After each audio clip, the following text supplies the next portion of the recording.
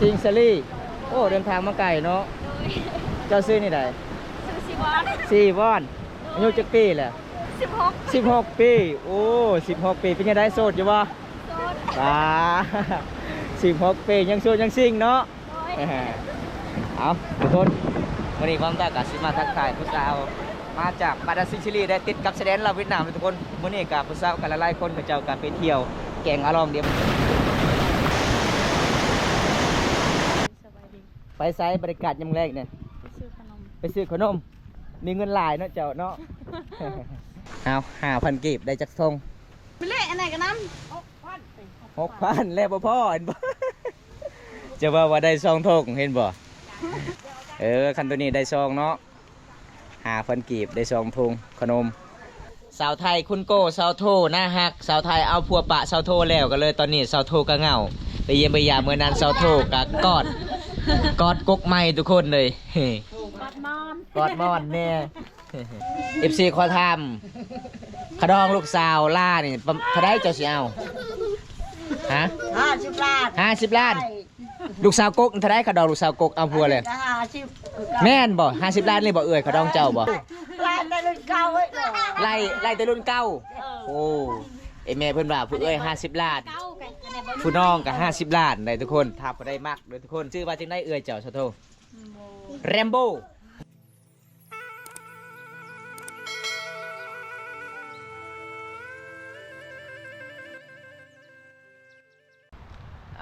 สวัสดีทุกคนสบายดีบรรยากาศยามตอนเที่ยงนะทุกคนนะวันนี้บอมตากับเซฟาทุกคนได้ครับชมแกงอลองบรรยากาศช่วงนี้ก็คือบ่ว่าจะเป็นผู้เซลผู้สาวผู้บ่าวผู้แขกผู้เจ้ากาไปลิ้นแกงทุกคนไก่ซีฮอดหนาวฮ้อนหลายได้วันนี้ก่อนบอมตากับซิขามไปบ้านแกงอลองก็เลยบอมตากับไปเลาะเบิ่งครับชมวิวธรรมชาติแกงอลองเมืองนองแพงสวรรณเขตทุกคนจะได้กับไปติดตามชมกันแล้วพี่น้องเมื่อนี้ก็มี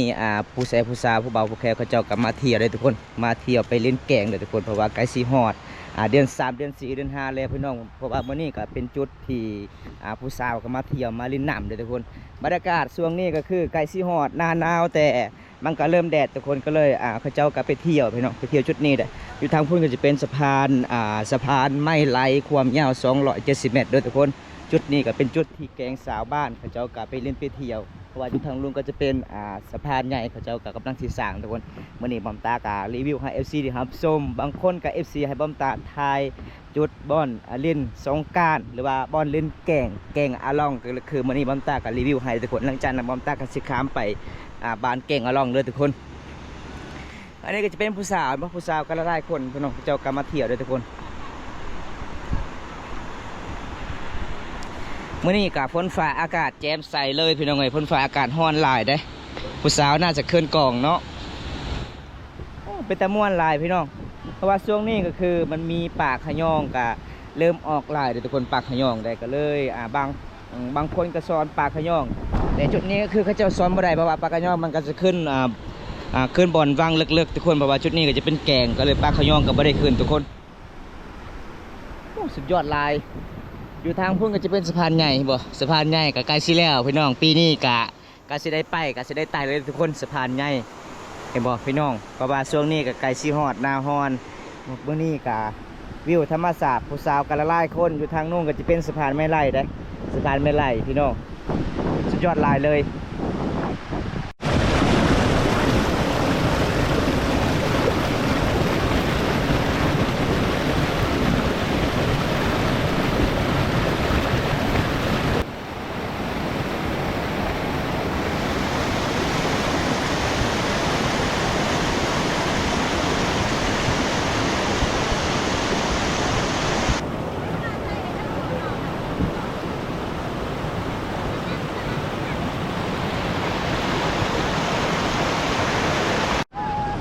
งานแล้วเนาะผู้สาวเนาะผู้สาวมีทุกคนงามทุกคนวันนี้บรรยากาศกะประมาณ12 โมงกับ1 โมงแรกแล้วพี่น้องเพราะว่าจะเป็นผู้สาวมาหลายคนนะผู้สาวมาที่บ้านอื่นก็เลยกระเจ้ากับไปเที่ยวแกงอาลองด้วยทุกคนบางคนก็ไปชมวิวบางคนก็ถ่ายรูปเก็บภาพบรรยากาศอันนี้คือผู้สาวเห็นป่ะผู้สาวมาหลายคนเลยพี่น้องจะมาเที่ยวสุดยอดลายเพราะว่าช่วงนี้ใกล้สิฮอดสงกรานต์พี่น้องก็เลยผู้สาวกับมาเที่ยวหลายคน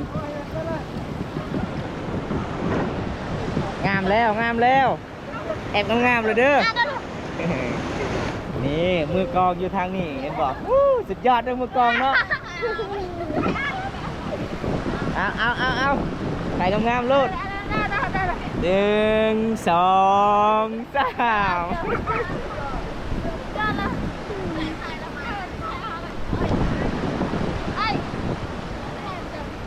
เอาทุกคนระบาดว่ามัมตากะชียอกผู้สาวกับเจ้ากรรมตะโหดีมัมตากะสีเลาะไปบานแก่งอลองก่อนไปฮับชมเขตสนบทเมื่อวานนั่งก่อนทุกคนเลยน้องๆมาจากบ้านใดเนาะปานาซิงสลี ซิงซารีโอ้เดินทางมาไกลเนาะ โดย เจ้าซื้อนี่ใด ซื้อซีวอน 4 วอน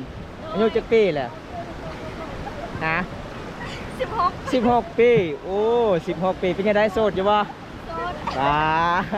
16 ปียังโสดยังซิงเนาะ โดย ขอบใจหลายๆเด้อ เอาทุกคนวันนี้ความตากาสิมาทักทายผู้สาวมาจากบาดาซิชิลีได้ติดกับแสดงลาวเวียดนามทุกคนวันนี้กับผู้สาวกันหลายๆคนเขาเจ้ากันไปเที่ยวแกงอลองเดี๋ยวมันตาต้องพี่น้องไปรับชมวิถีชีวิตสาวลาวบ้านแกงอลองต่อเลยทุกคนสบายดีชาโท โดยสบายดี ไปไซบริการยำแรกเนี่ย ไปซื้อขนม มีเงินหลายเนาะเจ้าเนาะ เอาวันนี้กะตามตีวิถีชีวิตน้องโตคือเก่าเลยทุกคนเอ้าจะไปทางไหน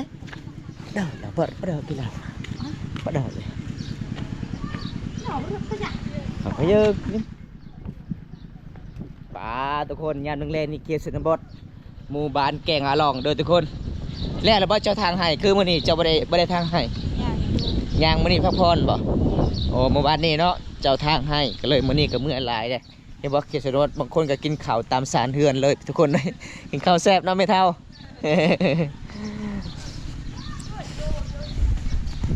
เมื่อนี้กลับไปเบิ้งโซโถไปซื้อขนมเพิ่นว่าจะซื้อแก้ว เงินเพิ่นหลายเลยทุกคนได้ไปหาดอกแคน5,000 กีบ5,000 กีบนี่ได้ประมาณจักซอกเนาะจักทงขนมได้ซองบ่โอ้คัน5,000 บาทนี่น่าจะหลายเนาะ 5,000 กีบได้แต่ซองทงขนมทุกคนเลยเดี๋ยวก็บำตักกับสไปเอฟซีนะครับส้ม5,000 กีบลายหรือบ่เครื่องของที่เนาะสาวโถซื้อมาเมื่อนี้เด้อทุกคนนั่นเปกี่เป็นน่ะเป็นบันก็เลยลงเลย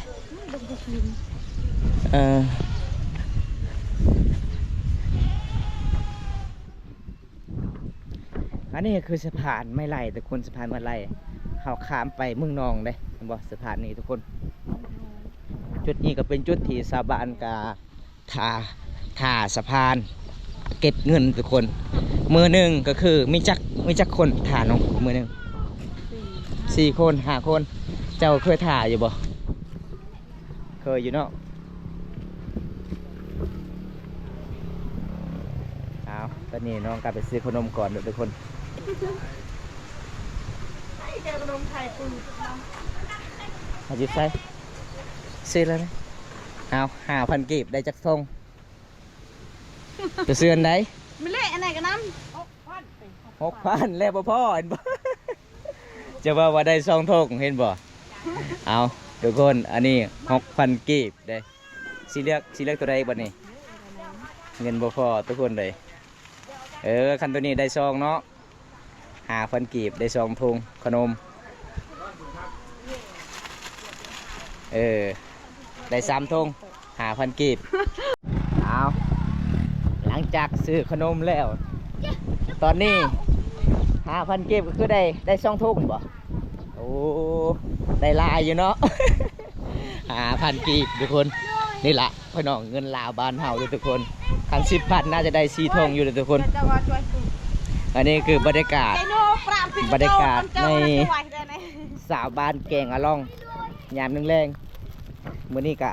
สิพาชาวโทเขาล้านซีเรนในเขตชนบทเล็กๆแล้วเนาะทุกคน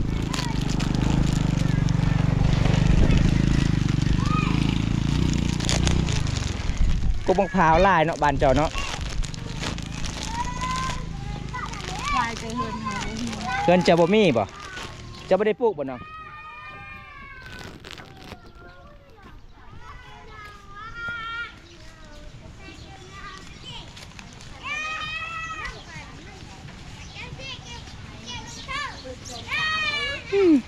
อากาศร้อนหลายเลยทุกคนเลย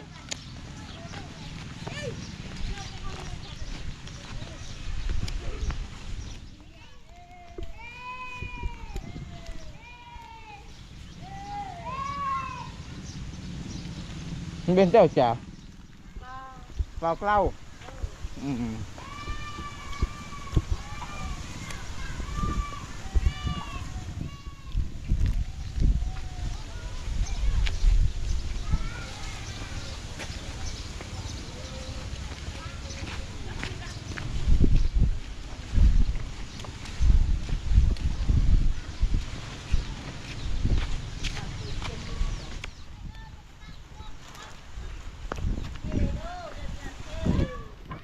สุดยอดทุกคน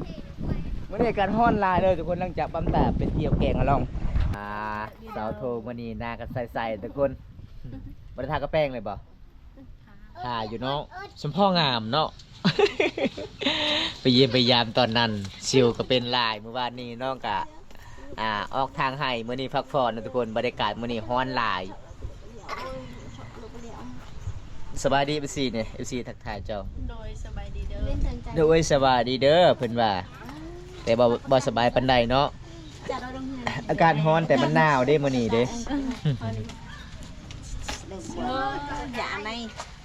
บางเด็กเถอะ มื้อนี้ก็ไปเยี่ยมไปยามเซาโทคือเก่าทุกคนมี FC หลายๆคนคิดฮอดเซาโทก็เลยไปเยี่ยมไปยามให้ FC ได้รับชมแล้วก็ไลฟ์สดนำเด้อทุกคนวิดีโอนี้ก็คือแบบวิดีโอแบบผมตาก็บ่ได้ตัดต่อถ่ายให้ FC จัดให้ตามคำขอเลยวันนี้ก็มาเล่นแม่แอนอยู่ตารางเฮือนเพราะว่าอยู่เฮือนมันร้อนหลายร้อนแต่มันร้อนหนาวพี่น้องลมพัดแห้ง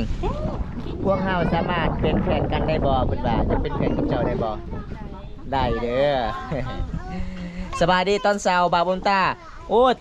ทางนี้ตอนแรกเลยเด้อตอนแรงแล้วน่าจะเป็น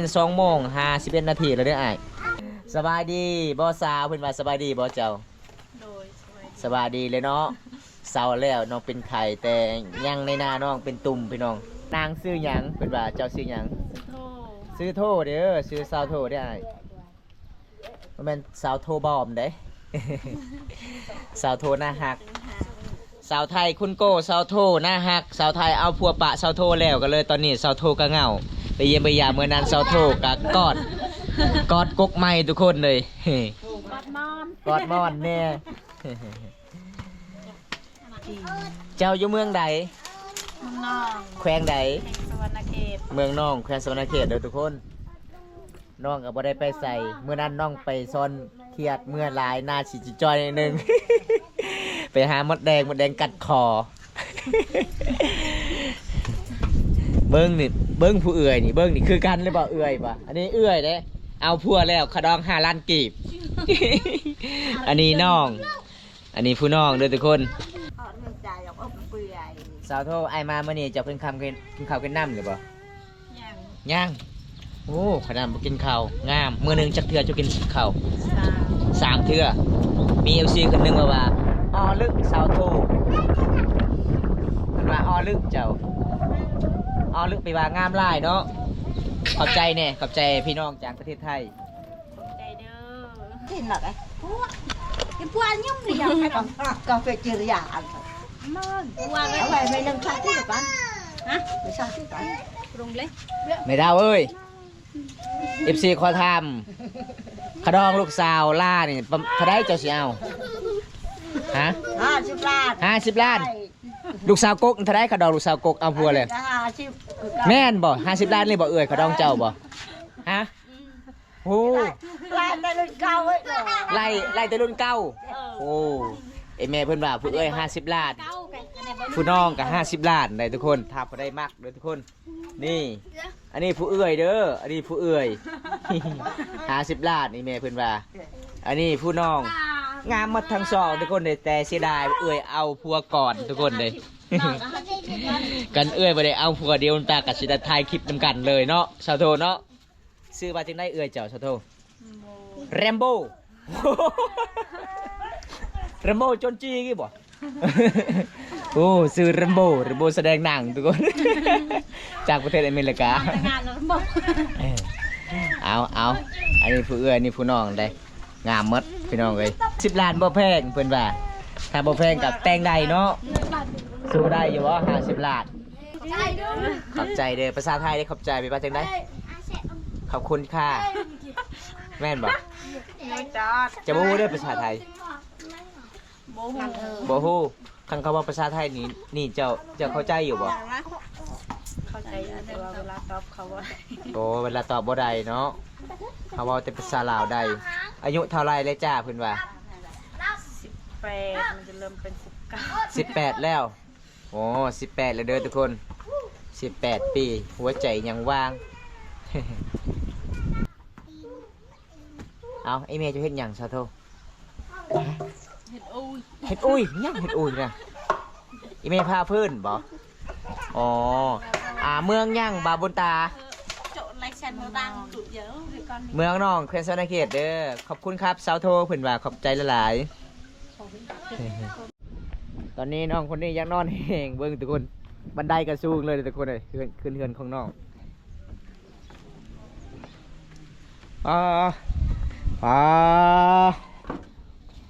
ห้องนอนสาวโสดบไดิกูเลยเนาะนอนแบบนี้เลยบ่มีตู้เด้อทุกคนมื้อนี้มาเยี่ยมมายามสาวโทมีเครื่องเสียงกันได้เวลาเงาๆน้องก็สิเปิดตู้เลยโอ้สาวโทน่าจะมีเงินหลายได้ซื้อตู้อีกนะสาวโท bồi hai ngân cân mặn เงินก้นมันโอ้แสดงว่าน้องก้นมันกับไอพ่อก็คืออยากได้ตู้นี่ป่ะอยากได้เครื่องเสียงนี่เนาะเอาน้องก็จะเปิดเวลาพ่อบ้าวมาหาเปิดแล้วได้เสียงตู้ตึงเชื่อว่าได้ขายยังบ่เบียร์ก็บ่ขายแต่เบียร์ขนมบ่ขายอ๋อเบิ้งของนอนผู้สาวบ่ได้กูเลยนอนแบบนี้เลย บาวคนทันกับบาวคนทันบาวคนไทยคนนั้นคนบ่มาแล้วบ่คนใดเนาะนบดนี่สาวลาวนี่ขยันได้ทุกคนขยันหลายได้หลายคนบรรยากาศยามแรงๆนี่นึ่งข้าวเป่าไฟอันนี้เป็นจุดบังกระเจ้านึ่งข้าวได้พี่น้องเพราะว่าอยู่ทางนี่อากาศเริ่มร้อนหลายเลยทุกคนร้อนหลายก็เลยสะโทกกับสิพิงไฟแน่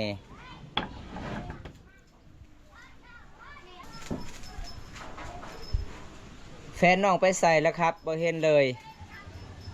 จะบ่มีแฟนเนาะบ่มีทุกคนน้องบ่มีแฟนเลย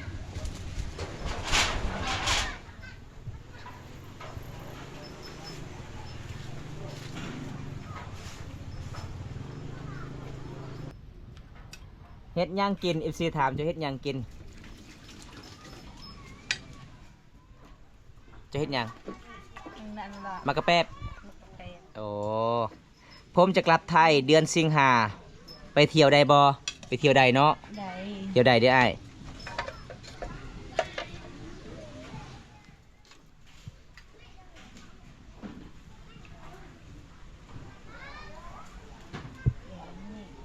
เกาะสลอเลยบ่ไปบ่ายยังเนาะเกาะสลอ อันนี้สาวโทบ่แม่นกลอบ่แม่นกลอ ăn mừng cha เดินจดเลยปักซองน้อยครับคนทำกับข้าวยิ้มงามแท้แม่นครับน้องคนนี้งามหลายทำกับข้าวเก่งๆเลยเบิ่งนี่น้องก็มีอาหารจี้หนังงัวคือเก่ามาเยี่ยมมื้อนี้น้องจะกินหนังงัวก็เลยซื้อให้น้องหนังงัวตลอดเลยก็มาประไป บ่แม่นอยากกินหนังงัวบ่มีเงินอยากซื้อซีนงัวเลยซื้อหนังงัวเจาะสลอคือตำข้าวโอ้โดยได้เห็นหน้าลูกไฟสุดๆขอบใจแน่เพิ่นว่าได้เห็นหน้าลูกไฟแล้วขอบใจแน่ ขอบใจเด้อ นี่เหมาะกับอากาศหนาวแล้วเนาะจะอยู่กับเตาไฟเนาะขณะอากาศร้อนนี่อู้อยู่บ่ได้เลยทุกคนติดกับเตาไฟนี่อยู่บ่ได้เลย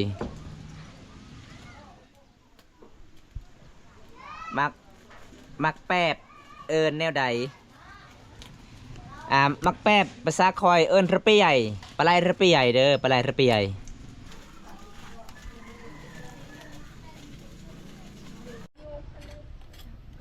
ไม่ได้สาธุ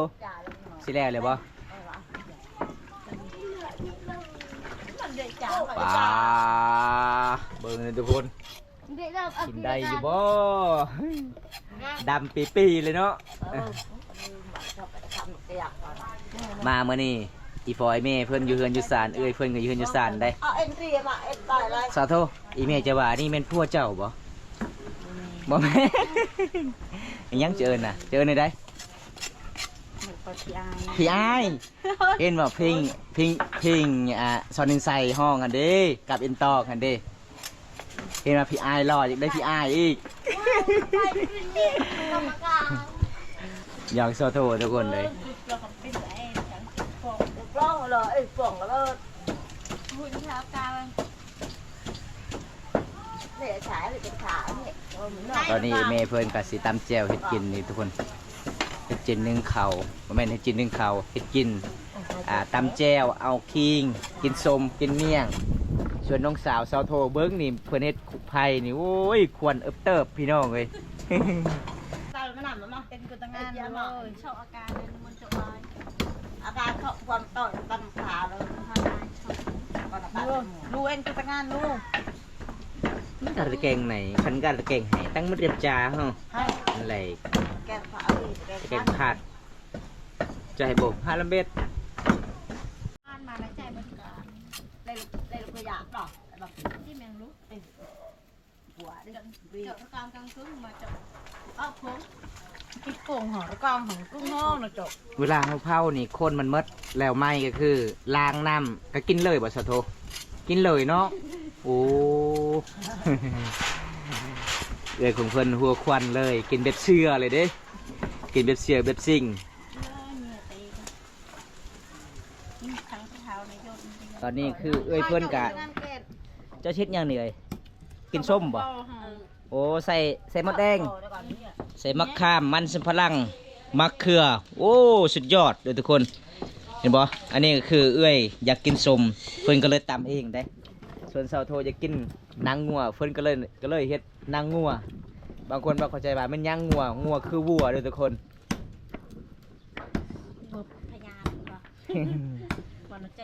งัวพันธุ์เนาะ có cái lầu hả cái quả bên kia là cái này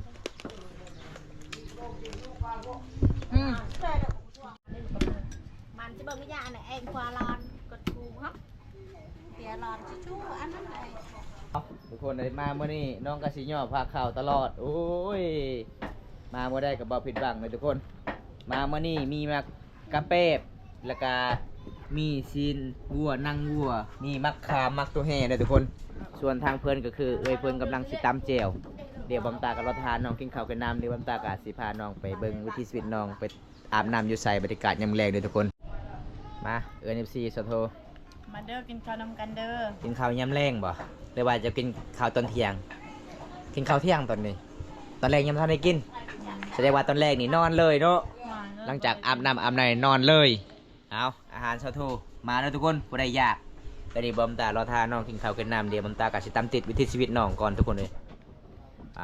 น่าจะแซ่บหลายเลย บรรยากาศยามแรงเลยทุกคนอันนี้จะเป็นสะพานไม้ไล่แกงอะลองก่อนเฮาสิขามสะพานนี่กะโอ้ยโคตรเซี่ยวเลยทุกคน